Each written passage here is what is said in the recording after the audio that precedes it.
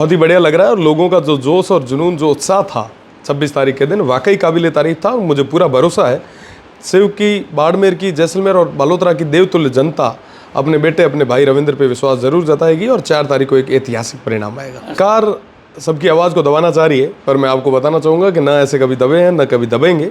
जहाँ कहीं पे भी हक और अधिकारों की बात आई, मजबूती से लड़ाई लड़ेंगे और आगे भी लड़ते आएंगे। बिल्कुल बिल्कुल जल्दी देंगे और निश्चित तौर पे देंगे।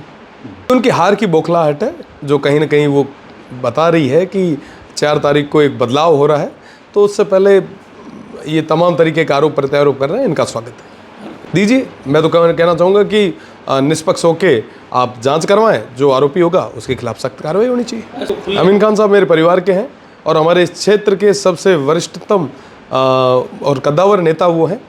मैं उनकी हमेशा इज्जत करता हूँ और जीवन भर करूँगा। रही बात दूसरी, उन्होंने मुझे कई सार्वजनिक मंचों से कहा है कि ये मेरा बेटे जैसा है, तो उन्होंने अपने बेटे पे आशीर्वाद जताया। मैं उनका एहसानमंद हूँ।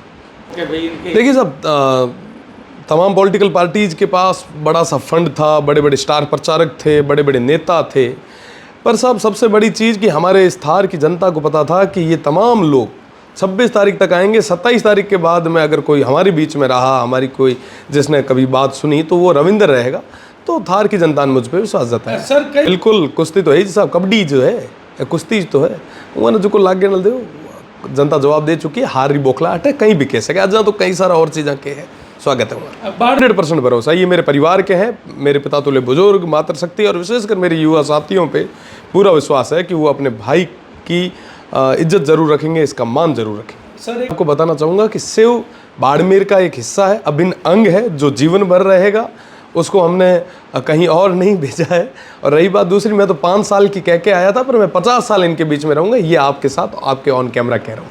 उन साथियों से निवेदन करना चाहूँगा कि चुनाव हो चुके हैं, बहुत बढ़िया तरीके से हुए हैं। अब शांति व्यवस्था को आप बनाए रखें, सौहार्द को बनाए रखें, भाईचारे को बनाए रखें। जिसकी हार की बौखलाहट है, कहीं ना कहीं अब पार्टियों को अब लगने लगा कि हम हमारे हार का ठीकरा किस पे फोड़े, तो एक दूसरे पे लगे हैं। उनको कहना चाहूँगा कि आप तो आराम से उस हैंडपम्प का पानी पी के सो जाएं। 4 तारीख को जनता जवाब देने के लिए तैयार है। रविंद्र सिंह के नाम की गाड़ी है भी, ये एक बार चेक करवा लीजिएगा। मेरे नाम की आज तक कोई कभी गाड़ी नहीं परचेज हुई। हमारा नाम री गाड़ी कोई है तो मिना तो पुगती कराओ, हमारे कने को नहीं आई। उनको कहने दीजिए, उनकी गलती नहीं है, वो थोड़ी उनकी समस्या दूसरी है। वो उनकी गलती नहीं है, वो काफ़ी लंबे समय से डिप्रेशन से निकल रहे हैं।